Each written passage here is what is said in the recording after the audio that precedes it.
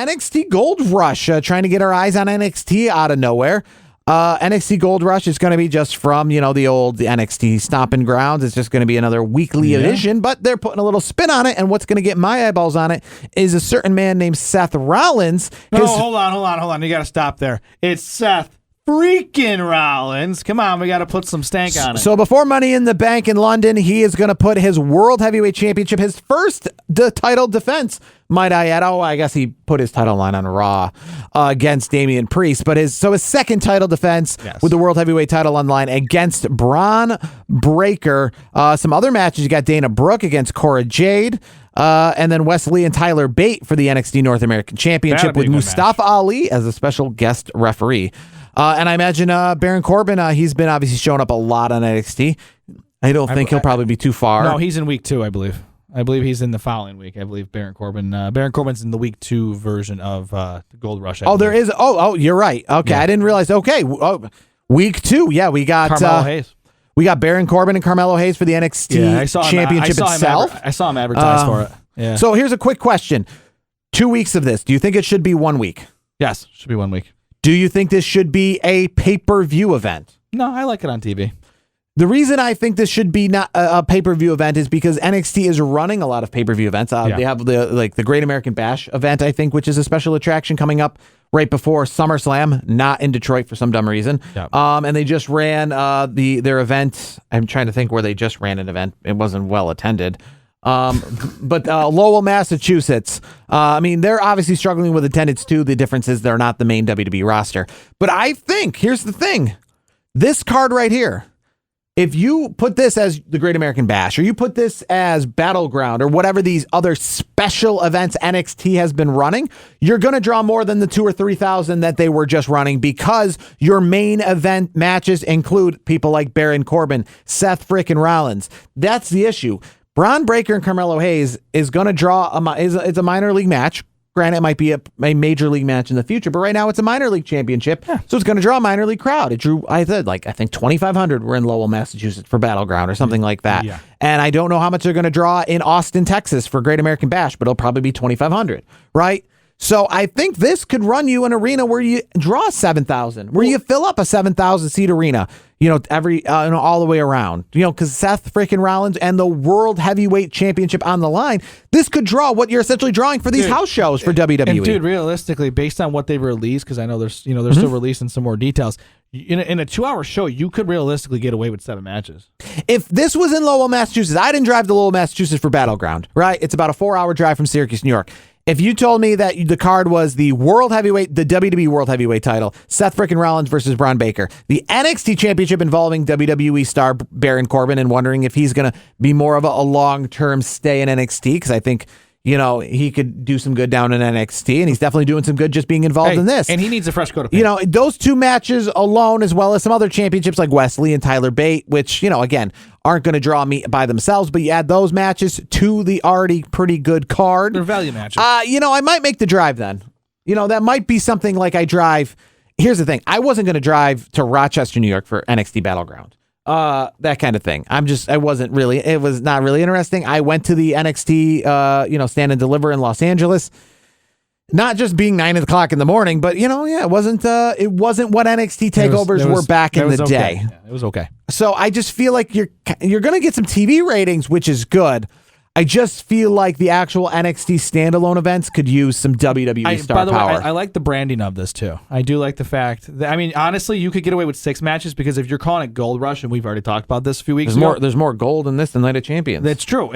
But here's the thing. They still have a random singles match with Dana Brooke and Cora Jade. You could remove that from Gold Rush, and you would have 6 matches. You could fit that 6 matches in a 2-hour television show, and it'd be one hell of a show. It'd be essentially a television pay-per-view. That's what it is. I get dragging it out in the sense of you're going to get eyeballs on it twice. Yeah, but you know what, though? Here's the thing. How many more eyeballs are you going to get when Seth Rollins is on one and then Baron Corbin's on the other? No, I understand that. And I guess my main thing is I don't think it's the struggle with eyeballs as much as it's a struggle with attendance. And I think they're kind of wasting Seth Rollins and Baron Corbin at the Performance Center, where they already get the crowd that they're going to get. And then they try to run these, pay-per-view events in Lowell, Massachusetts or LA, and then they don't draw. It's just TV numbers. That's all it is. To me, it's all like I get it. They're going to be doing it from the same venue as they always have. To me, it's more about getting the more eyeballs, more television viewers. So it's going to look good for a week or two. And here's for me. Obviously, Seth Rollins is a main event guy. We obviously know that he's one of the faces of the business today as a whole. Baron Corbin, like I just mentioned a second ago, he needs a fresh coat of paint.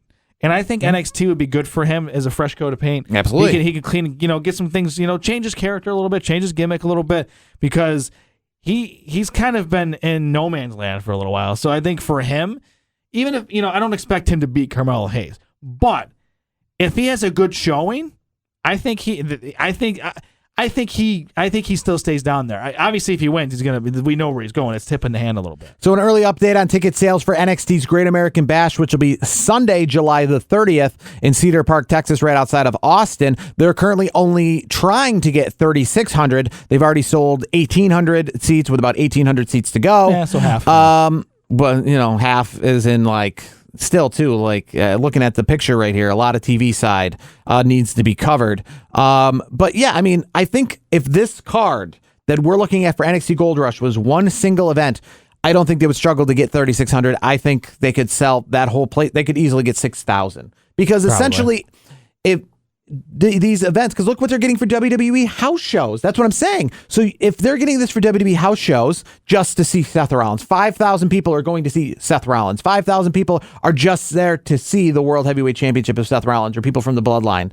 Then I think they could get 5,000 people if you're adding those elements and then you're mixing it in with some NXT. I think what they're doing is I think they're just trying to get an uptick in viewers. That's all it really comes down to. I don't think they and I don't understand it all. And so obviously with LA that made perfect sense, but with Battleground and now this upcoming event in July 30th in Cedar Park, Texas, I don't understand why this NXT Great American Bash isn't in Detroit, isn't the following weekend, with Detroit, because again, you're going to get those people like myself who went to Stand and Deliver in LA because I was in LA. I'll be in Detroit. Maybe I'll go and wake up at noon or something like that and go check out, NXT Great American Bash, but I'm not obviously going to go to Cedar Park, Texas for it. And I think a lot of people would check it out that would not necessarily check it out if it was part of a bigger festivity. That's why WrestleMania is what it is and all these other events.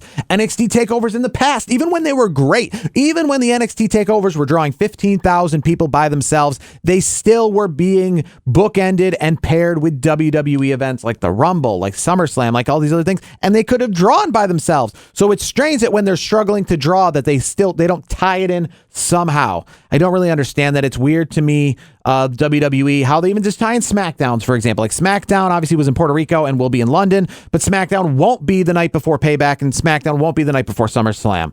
I don't understand that. Those are bigger. SummerSlam is a bigger event. You know what I mean? The Royal Rumble is a bigger event, but yet SmackDowns weren't accompanying those major events, but they're accompanying Money in the Bank and accompanying Elimination Chamber even. Don't understand that at all. But I think if you're going to, NXT, that would definitely help. I think this NXT Gold Rush overall is going to, we'll see how much it helps. I hope that this is just the beginning of them kind of throwing in some WWE stuff. To be honest with you, based on what you're seeing out there for matches, obviously with Seth Rollins, the Seth Rollins factor, I just think week one is just a better card anyways in general. So for me, if I'm going to watch one or the other, I'm probably going to watch week one. Yeah, obviously if I have to pick one or the other, I'm going to pick week one. I don't even think I would watch week two regardless, even if Baron Corbin's on it or not. Baron Corbin to me is not a big enough. I might tune in right for that match for Baron Corbin and Carmelo Hayes because the title is on the line. If anything crazy happens, it'd be of interest. Yeah, but I can always catch it later. That's like Seth Rollins for me, like versus Braun Breaker. That's a quality match. Wesley and Tyler Bate, that's going to be a good match. The only match I don't really care about is Dana Brooke and Cora Jade. I want, if you're going to name it Gold Rush, let's have titles on the line. Let's just have all the titles. If you're going to have all the matches, should be title matches. I've always, like I said a couple weeks ago, if the name of it is Night of Champions or Gold Rush in this case, then the show better just be matches for gold. I don't think any other matches should be in there. That's how I feel. I interpret these things literally. And that's how it should He's be. like you Will Ferrell and an Anchorman when he's reading the cue cards and they're like, you can't put things in the cue cards. He's gonna read it verbatim. So you're taking things literally. You're like, I'm not accepting if it says Night of Champions. It better be all championship matches. Yes. That's just how I am. Like, I'm a literal person with these things. If you're gonna brand, to me, it's all about branding. I mean, if Rock and Cena, I'm not taking Rock and Cena at WrestleMania. You said once in a lifetime. I mean, other than for the people who died in that year, it wasn't once in a lifetime. So, I'm only counting Rock and John Cena at WrestleMania 28 because you said once in a lifetime.